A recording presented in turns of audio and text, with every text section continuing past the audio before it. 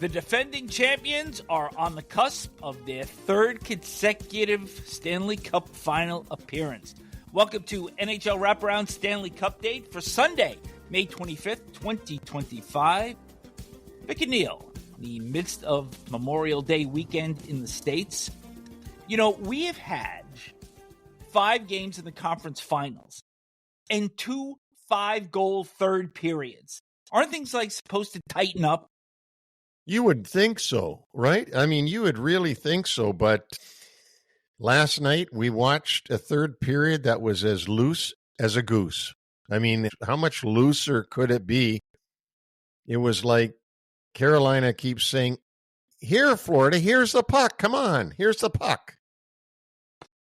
How disheartening for them that they played 40 minutes, pretty good hockey. It was probably the game that they wanted in game 1. And to come out in the third period, turn pucks over, get beaten one-on-one, I think they're done. Oh, you're going out on a limb there, aren't you? Down 3-0. It's not like I'm really saying anything that anybody doesn't know or what they're thinking already, but you never got the sense, even when it was 1-1 in the third period, you didn't get any sense that Florida was in any sort of trouble, that whatever Carolina was going to throw their way, they would have an answer, meaning the Panthers. And you don't get any sense in those first 3 games, if you look at them collectively, that Carolina was even close. So therefore, you can't possibly, in your wildest dreams, imagine them coming back 4 straight, because they've never been close yet. So may go to 5. They could. I mean, Carolina's capable of winning a game, but I'd be even surprised if that happened. At this point here, I think it's a sweep, but it could go 5. But we know Florida is going to their 3rd straight Stanley Cup final. We're going to also see that the Panthers have learned from last year against the Oilers not to let a team back into a series. And it's 15 consecutive conference final losses for the Hurricanes. You know, on our Islanders special, we talked about them winning 19 consecutive series, and that's a mark that in all likelihood will last for eternity. It's pretty hard to lose 15 consecutive games in the round leading up to the Stanley Cup final. And that Islander series means 76 wins.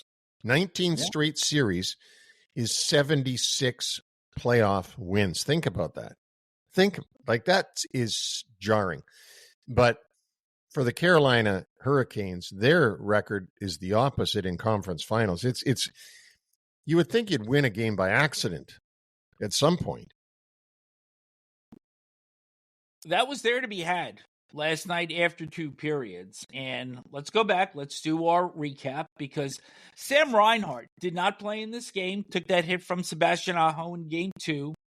Jesper Boqvist draws in on that first line. And as we'll speak about throughout this recap, things worked out pretty well. That's when you know, when you pull Maurice, that you're rolling 7s. For Carolina, Sean Walker was out. Defenseman, that's in addition to Jaden Chatfield. So both Scott Morrow and Alexander Nikishin draw in. So now you've got 2 rookie defensemen going into that Panthers den for game 3. Panthers den. That's a good one. Panthers den. Do they live in a den? I don't know. Yes, tigers live in a den. All right, so any sort of cat there. Other moves for Carolina. Jesperi Kotkaniemi in for Jack Roslovic. He had kind of been singled out for his lack of purposeful play. Sat out in game 2. He gets back into the lineup, had a better effort. But the big one, Neil, Pyotr Kochetkov in for Freddie Anderson as the starting goaltender. More aggressive than Anderson, who's more of a patient netminder. Made 2 stops in the first minute against Seth Jones and Sam Bennett, then had a second save around the 4-minute mark. And early on, this looked pretty good for the Hurricanes. It did, and I'll tell you how aggressive he is. He took a penalty early in the game by going out and tripping Rodriguez, which did not lead to a goal, but just showed how aggressive he was. I mean, he stuck his leg way out to trip Rodriguez. So he's a little bit more aggressive than most of the Hurricane players. His best stop in the first period, close in on Carter Verhaeghe. But when you're playing as well as the Panthers are right now, you start to get breaks. And Nico Mikkola, an attempted feed cross to Alexander Barkov, that banks in off Dmitry Orlov at the 12:07 mark for the first goal of the game. And we had noted how bad Andrei Svechnikov's night was in game 2. As this night rolled on, it was the Dmitry Orlov show, and not in a good way. This poor guy, anything that could go wrong for him personally did go wrong. There's some big hits in the first period. Orlov had hit Mikkola, and then Eetu Luostarinen on Jackson Blake, which drew a major boarding penalty in a game misconduct. First thought here on whether or not this should have been a major. I don't think so. I didn't know what Luostarinen could have done differently on that one. He went in, and Blake made the move. It wasn't a purposeful thing, but the referees went and looked at it at the penalty box, reviewed it. That's why they initially called it a major, so they could review it. And I was surprised when they came back to the circle and said that they indeed were going to leave it as a major and a game misconduct. It wasn't a conventional boarding call, because Luostarinen did leverage with his stick a little bit to drive him in. And I thought this was a 2-minute penalty. I reached out to Dave Jackson last night. He actually agreed with the call on the ice. But what winds up happening here is the 5-minute major gets split between the two periods. So 3:01 in the first, 1:59 in the second. I think that has to help a penalty killing unit, that if you've got a 5-minute major, that you could actually concentrate on killing this in two separate pieces as opposed to one chunk. No, absolutely, because you're not going to get as worn down as penalty killers as you would if it's 5 minutes straight of your penalty killers having to take all the ice time. So you go into the locker room, you get rested. You bang on that one. I mean, I always knew when a team we were playing against got a power play, I was glad when it was going to be split between two periods. Both teams had exchanged chances in the second, and needless to say, Carolina did not score on that extended power play. Verhaeghe missing the net on a partial breakaway from the slot at the 8-minute mark. Sergei Bobrovsky, great blocker save on Logan Stankoven at the midway point of the second. At the other end, Tkachuk is stopped by Kochetkov. But then, Stankoven, on a rebound of Brent Bird's shot on a power play, which was as a result of Gustav Forsling shooting the puck into the crowd. So that goal comes at 14:51 in the second, ties the game at 1. One of the bright spots, clearly, for Carolina has been the play of Logan Stankoven, who was around the net, not afraid to put his nose in. He's got a little bit of Brad Marchand in him, in somewhat of a cleaner way. He does. He's 5'8". He's a small guy. He's a guy that likes to stick his nose in and likes to get in and be physical. He was right at the right place at the right moment when that puck came off of Bobrovsky, and he was able to chip it in. And at that point, you wondered, geez, does Carolina have a chance here to win this one? It's 1-1. So as you're watching at home, what are your thoughts going into the third? I have already said I didn't feel that Florida was in trouble at any point. And as we had said before, Carolina needed to raise their game considerably, and they needed Florida to come down. Through 40 minutes, I thought Florida's game was down just a notch from where it had been in games 1 and 2. But the bottom line is, it was still a 1-1 game going to the third. Yeah, and you didn't feel going into the third like I did going into the second. You didn't feel that Carolina was going to win this game. I didn't anyway, going into the third. I didn't think it would be 5 goals by Florida in the third, but I thought Florida was going to find a way to win this game. Here comes the ambush, and you're going to notice a theme here. Taylor Hall, neutral zone turnover. Ekblad and Rodriguez to get the puck to Boqvist, who beats Dmitry Orlov inside and then between the pads of Kochetkov, 2-1. Yeah, Orlov got beat cleanly on this one. And then Boqvist made Kochetkov open up as he slid across the crease, and he slid it between his legs. So pretty good for a guy who wasn't in the lineup last game. Comes back into the lineup and scores again. Eric Robinson hits the post for Carolina at 5:30, and then less than a minute later, nice spin move by Carter Verhaeghe. He gets the puck up to Matthew Tkachuk, to Sam Bennett, and then to Mikkola, who joins the rush on the left side. And I think this was a play that Kochetkov lost his angle. Absolutely. Because that's a shot that beats him high glove. This is the one, when he scored on that one, I'm going, uh-oh, because that's when he should have had, or you would think he would have had. And you just felt like, oh, the Panthers are off to the races again.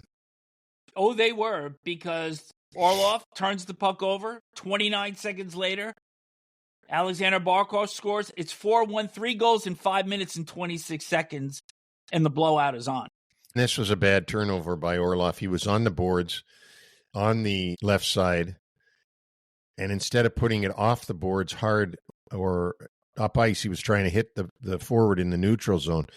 It was a softer pass, picked off, and as you said, now it's 4-1.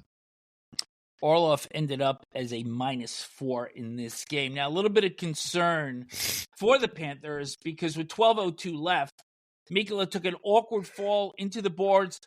After the game, Paul Maurice said he believes that Mikkola will be okay, and also A.J. Greer left this game later in the third. We have no update on him.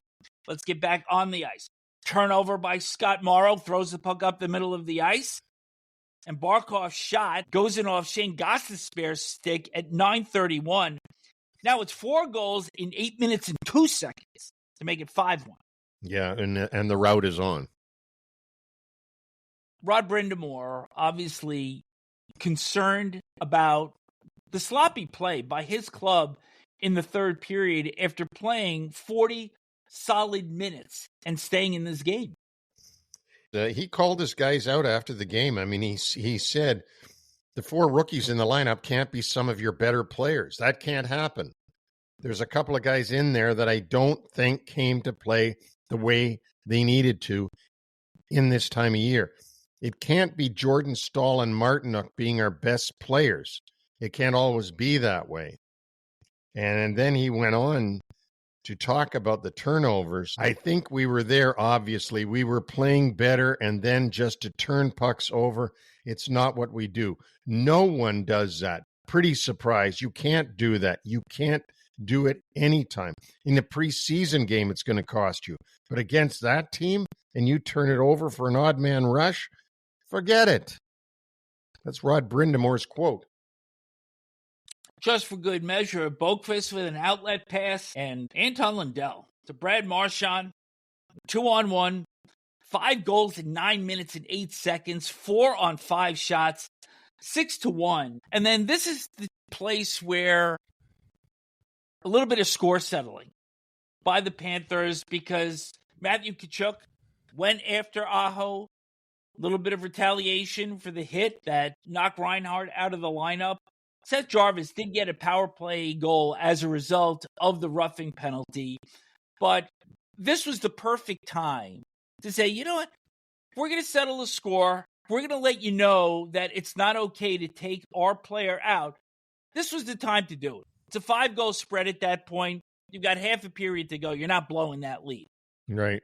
And by the way, I wanted to comment that I thought that Tkachuk was skating better last night than I've seen him skate in these playoffs. He looked back to himself again. He was noticeable all night. And as a result of that rough, as you say, Seth Jarvis gets the power play goal from Stankoven and Aho. But the thing I really liked about Jarvis, he scored, but he didn't react. He didn't put his stick up. He didn't put his arms up. He knew, it doesn't really matter because we're getting killed here. And I really respect that when a player understands the score, understands our team is going to lose, So there's no big deal that I scored. You mean like a Major League Baseball player that when he gets an RBI double and his team is down 12 runs, he starts dancing on second base? Yeah, or the NFL players that do the dance in the end zone, or they do a dance because they sacked the quarterback and they're getting killed in the game. It's what makes hockey players different. Yep. Game 4, Panthers look for the sweep Monday, 8 o'clock on TNT. On Sunday, the lone afternoon game in the conference finals, Dallas and Edmonton Game 3 with the series tied 1 game apiece, was announced on Saturday that there will be no discipline for Oilers defenseman Darnell Nurse slashing Roope Hintz. This was in retaliation for a cross-check that Hintz had delivered on Nurse. But if Hintz can't play here, and there's already debate whether or not this should have been a major penalty, which it was not. It turned out to be a minor. But if there's an injury to Hintz, how do you reconcile this? I don't think you can. I mean, I would think if there's no discipline, that means they have verified that there is no injury to Hintz. We'll see. Yeah, no, we will. Because if Hintz can't play, he should have been disciplined. Because every time you see one of those NHL player safety videos, one of the big things is, was there an injury on the play? Mm-hmm. If there was an injury on the play, they got to do something. So my guess is that Hintz will play.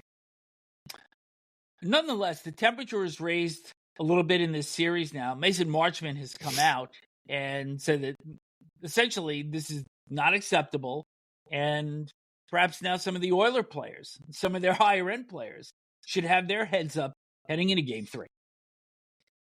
Absolutely. That is going to be what you would think would happen, but they're higher-end players. They're not wimps. No, they're not. They're not. So I look forward to this. I look forward to the Corey Perrys and the Vander Kanes having their say in this one as well. But let's talk about Dallas for a second, because we have spoken often about the struggles that they are having getting consistency out of their higher-end scorers. And one of the things that stood out for me in Game 2 in particular was the lack of traffic and the lack of drive to the net. And they've got some pretty big bodies there that can do this. And this is something that they're going to need to do against the Oilers, because in Game 2, life was made way too easy for Stuart Skinner. Absolutely. They're going to have to make life more difficult. And, you know, they have a ton of Finnish players on that team. Mm-hmm. And some of their higher-end players are Finnish. So you don't have a gang of Canadians on this team. And when I say that, perhaps these guys are going to have to say, look, we normally don't play this way, but we got to play this way. And perhaps Peter DeBoer will be telling them that. You got to crash the net. You got to, once in a while, bump Skinner. If we take a penalty, we got to do it. We got to change the way we approach things. Dallas makes those necessary adjustments. What do you see Edmonton needing to do in this game? If they take penalties, obviously take advantage of the power play opportunities. But I think Edmonton's going to play their same game. Again, we talked earlier in the playoffs. What happened last game? Edmonton won 3-0. Dallas will make their adjustments. Dallas will change their game. Edmonton will pretty much come out to play the same game they played last game. And if Dallas turns it around, the adjustment will be made by Edmonton for Game 4. Edmonton just says steady as she goes. Game 3, 3 o'clock Eastern on ABC. Quick news item. After all the talk about Brendan Shanahan speaking with the New York Islanders, he's not going there after all. According to Pierre LeBrun, Shanahan and the Islanders had a good conversation, but apparently, in quote, it is not a fit at this time. Brendan Shanahan and John Collins, who's a minority owner with the New York Islanders, they worked together for some time at the league office, so they already knew each other. And the other piece that nobody mentions in this, Tim Lewicki and his company own a big part of UBS Arena. Because of that, they're in bed with the Islanders, obviously. They did this together. The Oakview Group is the name of the company. It was Tim Lewicki that hired Brendan Shanahan in Toronto to be the president of the Leafs back 11 years ago. So that's another connection to the Islanders. But Brendan Shanahan is going to stay living in Toronto for now, and we'll see what comes for him in the future. I don't have the brass horns ready to play here, so you're on your own for the lead-in. It's time for This Day in Stanley Cup History. We have 3 outstanding items here, and I will leave the one that concerns you for last. It started in 1989. Lanny McDonald scores the go-ahead goal against Patrick Waugh in the second period of the Flames' 4-2 cup-clinching win. Game number 6 is the only time the Stanley Cup was ever raised by an opponent in the Montreal Forum. And that's a great trivia question that in the wonderful, beautiful history of the iconic Montreal Forum, only one team ever won the Stanley Cup other than the Canadiens in that building. It was quite a year for McDonald because he reached 500 goals, 1,000 points, and retires. What a way to go out. Yeah.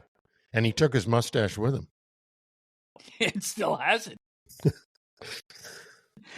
In 2017, Chris Kunitz scores at 5:09 of the second overtime to send the Penguins to the final for the second straight year, where they would beat Nashville for the Cup. They beat the Sharks in 2016. Kunitz had 2 assists in his first 13 playoff games that year, but in that game, he scored 2 goals, assisted on another, and the final was 3-2. Chris Kunitz was a really good player and a really good compliment to Sidney Crosby back then. Those two played together. And I even think that at one point, I had said back then that Chris Kunitz should be on Team Canada. And people sort of looked at me like I was nuts. And he was on Team Canada. They put him on because he played so well with Crosby.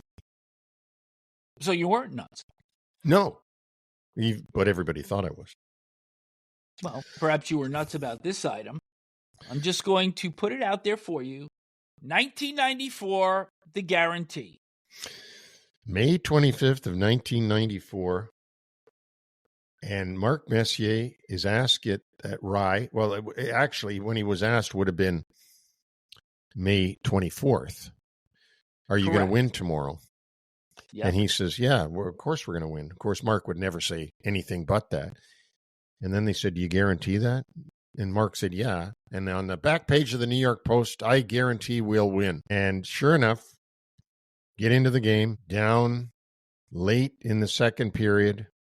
Alex Kovalev, place erupts. The Meadowlands erupts because there's so many Ranger fans in there. The Devils go into the locker room, not happy about the way they're playing and the way that the place erupted on them. The Rangers come back out, and Mark completes a hat trick in the third period with the empty net goal to seal the deal for the Rangers to move on to Game 7. You, my friend, there were 2 very contrasting looks at you during the course of that game when it was 2-0. There's a shot of you sitting with Bob Gutkowski, chewing on what appears to be a coffee stirrer, and perhaps thinking, boy, we're going down on this night. And certainly there was no indication of what was to come, besides the fact that perhaps the Devils started to give a little bit more of the blue line, enabling Mess to get into the zone, drop pass for Kovalev, and that gets the thing going. And as we've heard from all accounts, the veteran leadership, the championship pedigree that all of these ex-Oilers had, particularly Mark, started to come to the fore, and the Devils played that third period defensively, nervous. But as Al Troutwick had said, to deliver a hat trick in that third period, it was biblical. No, it was. And I was interviewed right after that game. And I said, you've just witnessed one of the greatest New York sports moments, like Joe Namath or Reggie Jackson. I remember saying that so clearly because it was astonishing performance by Messier. That's a great way to wrap this show up for today. Neil and I will return on Monday, Memorial Day in the States, with our latest edition of Stanley Cupdate. And on Tuesday, we're back with NHL Wraparound, and we'll be speaking with the new general manager of the Los Angeles Kings, Ken Holland.